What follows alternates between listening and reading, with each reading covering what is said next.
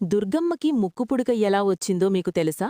ఒకసారి కృష్ణమ్మ భూమి మొత్తం నీరు పారాలి అని భూమి చుట్టూ వెళుతూ ఉంటుంది. అలా పారుతూ పారుతూ బెజవాడకి వస్తుంది. సముద్రంలో కలవడానికి వెళుతున్న కృష్ణవేణి నదికి దారి మధ్యలో ఇంద్రకీలాద్రి పర్వతం అడ్డు తగిలింది. అప్పుడు కృష్ణవేణమ్మ ఇంద్రకీలాద్రి ముందు నిలబడి నమస్కరించి నాకు దారినివ్వు అని అడుగుతుంది.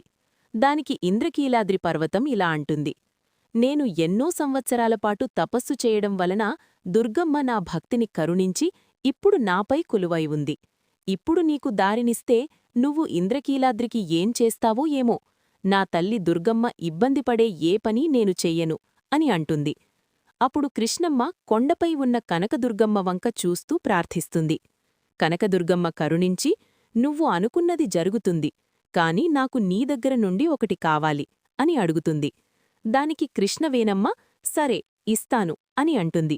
దుర్గమ్మ నవ్వుతూ, నువ్వు ఈ ఇంద్రకీలాద్రికి ఏమీ చెయ్యకుండా ఈ ఇంద్రకీలాద్రి పర్వతానికి ఒక పెద్ద రంధ్రముంది, నువ్వు ఆ పెద్ద రంధ్రం నుంచి ప్రవహించు అని చెబుతుంది. దానికి కృష్ణవేణమ్మ అంగీకరించి, నీకు నా దగ్గర నుండి ఏం కావాలి అని అడగగా దుర్గమ్మ నవ్వుతూ, నాకు నీ ముక్కుపుడుగ బాగా నచ్చింది, దాన్ని నాకు అరువుగా ఇవ్వవా అని అడుగుతుంది. కృష్ణవేణమ్మ సరే అని తన ముక్కుపుడుగని దుర్గమ్మకి అరువుగా ఇస్తుంది. ఇచ్చిన తర్వాత ఇలా అంటుంది: ఈ కలియుగం అంతమయ్యే సమయంలో నేనే కొండమీదికి ఎగసి నా ముక్కుపుడుగను తీసుకుంటాను అని చెప్పి ఇంద్రకీలాద్రికి ఉన్న పెద్దం ద్వారా ప్రవహించి సముద్రంలో కలిసిపోతుంది.